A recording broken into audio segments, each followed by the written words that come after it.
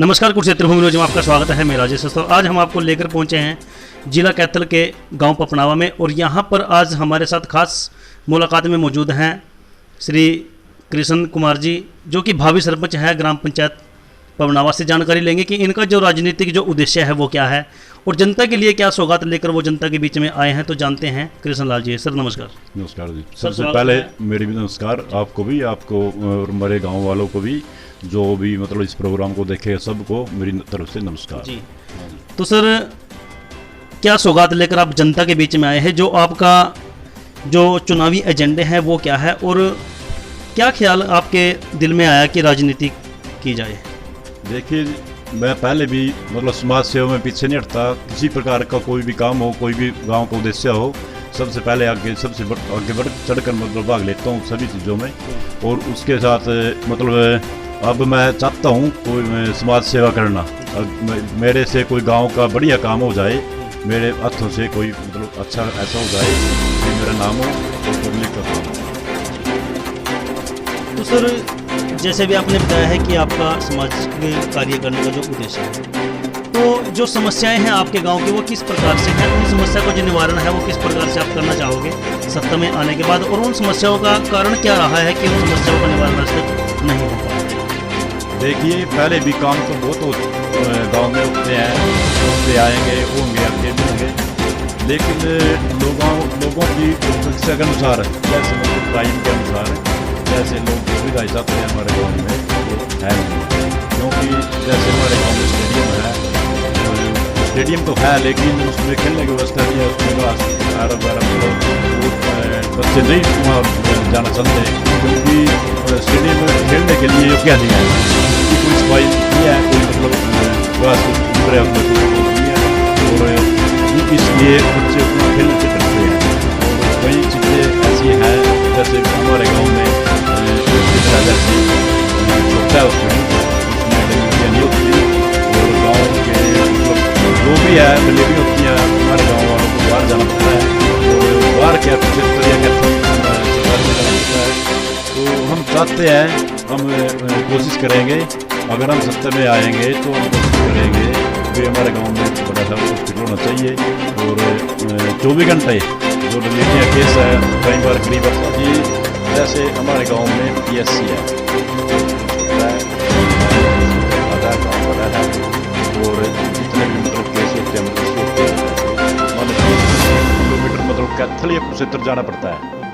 तो अगर गांव वाले मेरे को अब की बार सत्ता में लेके आते हैं, तो सबसे बड़ी समस्या हमारे गांव की यही है कि हम 24 घंटे एक एम्बुलेंस यहाँ लगाएंगे, ताकि डिलीवरियाँ या कोई इमरजेंसी केस हो टाइम पर पहुंच जाए। जब तक एम्बुलेंस यहाँ हमारे गांव में आती है तो तब तक कोई ना कोई हादसा घट ही जाता है। तो ये सबसे मेन समस्या हमारे गाँव की।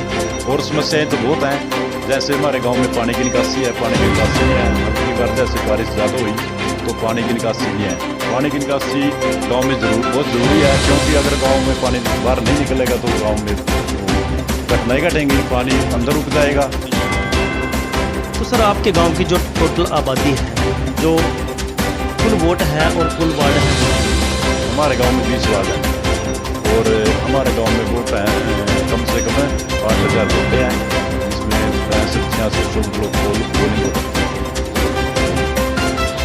आबादी हमारे गांव में होंगे कम से कम 22,000।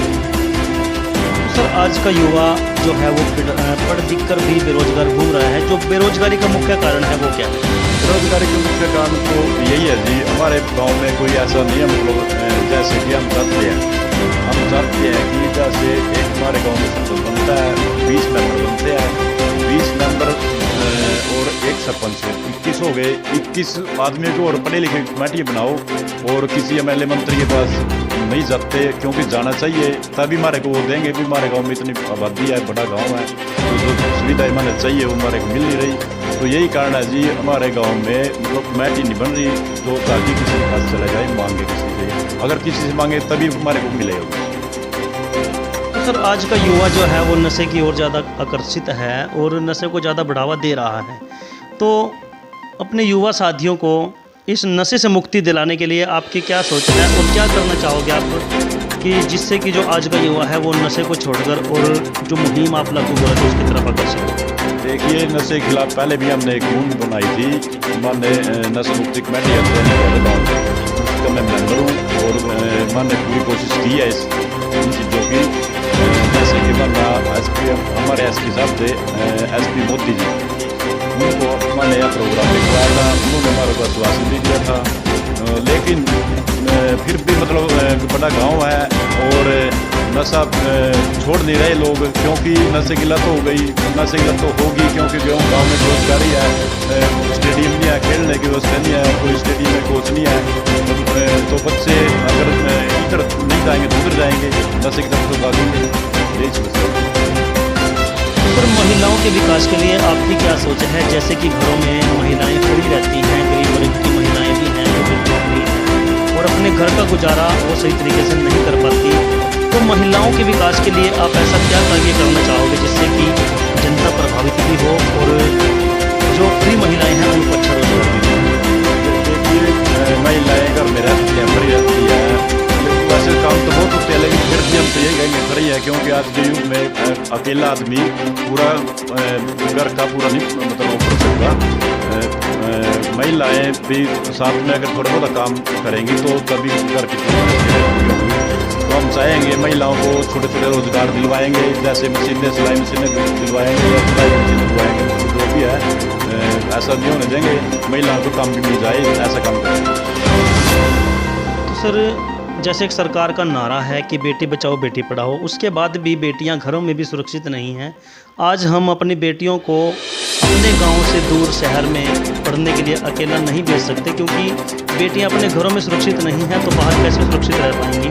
तो सर, किस प्रकार का जो ये इस प्रकार का नारा है, तो क्या सोच है इस नारे के प्रति और क्या संदेश देना चाहोगे बेटी बचाओ बेटी पढ़ाओ के नारे? संदेश यही है जी, जैसे हमारे गाँव से लड़कियाँ जाती हैं, कोई बस स्टैंड पर स्टाफ नहीं है, वो होना चाहिए। जैसे कि कोई बस सुविधा लगवानी चाहिए, जैसे एक दो बस लगवा दें हमारे, ज़्यादातर हमारी कंपनी ये डांड ये कत्थल ये तीन जगह रहती हैं लड़कियाँ, तो हम चाहेंगे किसी को मंत्री से वो सलाह करके बसें छुपवानी चाहिए, बसें छुपवाएंगे।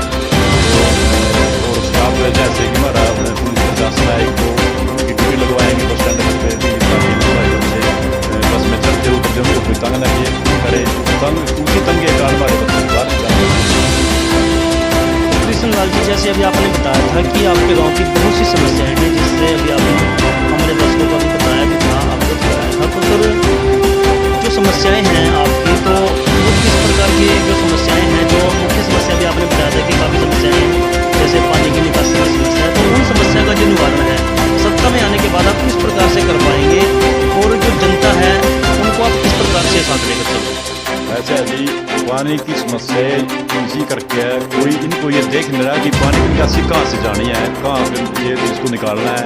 तो हम ऊपर जाएंगे, प्रशासन के पास जाएंगे, प्रशासन बताएगा कि यहाँ को हर एक गांव की समस्या होती है, तो वैसे तो लेकिन हर गांव की निकासी होती है पानी की। तो हम ऊपर जाएंगे, अफसरों से मिलेंगे, उनसे पूछेंगे भी हमारे गाँव की निकासी कहाँ से है, वहीं पर कोई सफाई नहीं है जी, तालाब की कोई सफाई नहीं है जी, अच्छी तरह सफाई। तो अपने गांव को स्वच्छ और सुंदर रखने के लिए आपकी क्या सोच है? किस प्रकार का सुंदरीकरण आप गांव में चाहते हैं?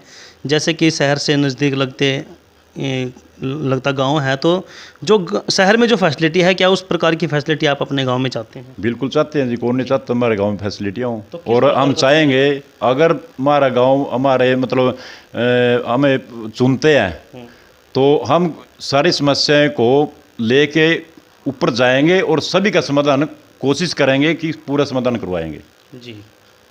तो सर, जैसे आज पूरा भारतवर्ष आज एक महामारी से जूझ रहा है जिसका नाम है कोरोना वायरस, तो इस महामारी से बचने के लिए किस प्रकार की लड़ाई, जो किस प्रकार के जो बचाव के जो नियम हैं, जो कायदे कानून हैं, जैसे कि त्यौहार भी नज़दीक है, उनको मनाना भी है और सोशल डिस्टेंसिंग का भी ध्यान रखना है और इस बीमारी से भी लड़ना है, तो किस प्रकार का संदेश आज देना चाहोगे? संदेश यही हम पहले भी देते हैं, लोगों को सलाह देते हैं कि थोड़ा अपना दूरी बनाए रखे, अपना बाहर जैसे बाहर जाते हैं, बाहर से आते हैं, अपना सैनिटाइज़र करना चाहिए, अपने घर सभी को मास्क लगा के बाहर जाना चाहिए। यही सुविधाएं हम देते हैं, पहले भी लोगों को सलाह देते हैं। ये भी इससे जो बड़ी महामारी है तो विश्व की है, न कि अपने देश की। इस महामारी से बचने के लिए कहीं 3-4 उपाय इनको समझाते हैं हम लोगों को भी करना चाहिए ये जी। तो सर आज हमारे चैनल के माध्यम से आप अपने ग्राम वासियों को, अपने हल्के की जो जनता है उनको किस प्रकार का संदेश देना चाहोगे, जैसे कि नवरात्रे का पर्व नज़दीक है और दशहरे का पर्व नज़दीक है? ये तो बताते हैं, सरकारें भी बताती है, ये गवर्नमेंट कहती है भी मनाओ, लेकिन ये अपना जो दूरी क्या रखे, दूरी बना के रखो, सैनिटाइजर करके रखो हाथों को, और मुंह पे थोड़ा मास्क लगा के रखो।